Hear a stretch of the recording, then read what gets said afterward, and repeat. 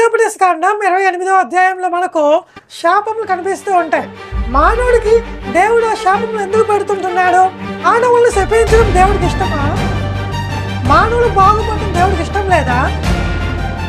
మానవులు బాగుపడకూడదని, మానవులు నాశనం అయిపోవాలని దేవుడు శపించాడా అని చాలామంది అనుకుంటూ ఉంటారు. కానీ ఆ అధ్యాయం వెనుక ఉన్నటువంటి ఒక విషయం మీకు తెలియజేయాలనుకుంటున్నాను.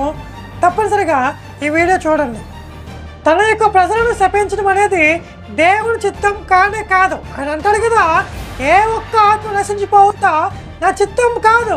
మన ఆత్మ నశించిపోవడమే ఇష్టం లేని వాడు మనలను ఎలా శపిస్తారని మనం ఆలోచించవలసింది ఉంది. అయితే కనుక శాపాలు మరి ఎలా వస్తున్నాయి? శాపాలు రావడానికి గల కారణం ఏమిటంటే కనుక శాపాలు రావడానికి 3 కారణాలు ఉన్నాయి. అందులో మొట్టమొదటిగా మనిషి చేసిన పాపమే శాపములకు కారణం. మనిషి పాపం చేయని ఎడల మనిషి శాపమును అనుభవించవలసిన అవసరం లేదు. అందుకనే మనందరం పాపాలు చేశాము, మనందరి శిక్షను ఆయన భరించాలి. కాబట్టి మ్రాను మీద వ్రేలాడాడు.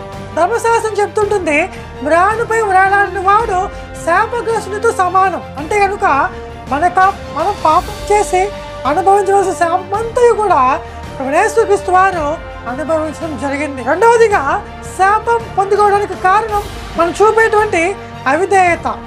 దేవుడి మాటకు విధేయత చూపకుండా అవిధేయత చూపించినప్పుడు మనం శాపగ్రస్తులు అవుతూ ఉంటాం. శాపం కలుగుతుందంటే కనుక మన దేవునికి అవిధేయులుగా ఉన్నప్పుడు మాత్రమే. మూడవదిగా దేవునిపై మనం చేసేటువంటి తిరుగుబాటు. మనము దేవుని ప్రేమించడం మానివేసి దేవుని తిడుతూ ఉంటాం, దేవుని మీద యుద్ధం ప్రకటిస్తూ ఉంటాం, దేవుణ్ణి అసహించుకుంటాము, దేవుణ్ణి ఇష్టం లేనట్టుగా చూస్తూ ఉంటాము, దేవుడు ఎవరో కూడా మనకి తెలియనట్టుగా జీవిస్తూ ఉంటాము.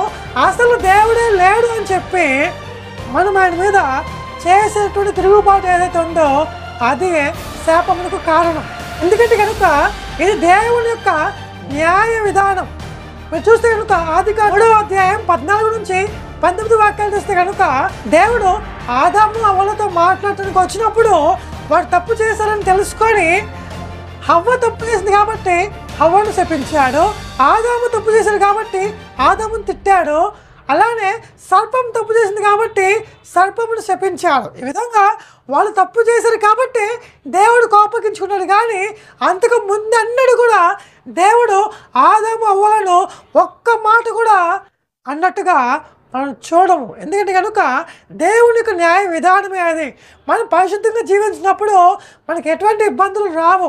మనం ఎప్పుడైతే దేవునికి విధేయులు కాకుండా అవిధేయులుగా జీవించినప్పుడు, దేవుని మాట వినకుండా ఇష్టానుసారంగా జీవించినప్పుడు, దేవునిపై మనము తిరుగుబాటు చేసినప్పుడు మనం శాపములు పొందుకుంటూ ఉంటున్నాం. అందుకనే 28వ అధ్యాయం 1 నుంచి 15 వరకు ఏమైతే ఆశీర్వాదాలు చెప్పబడినాయో అవన్నీ కూడా దేవుని మాట వినడం వలన మాత్రమే మీరు పొందుకుంటారని చెప్పాడు.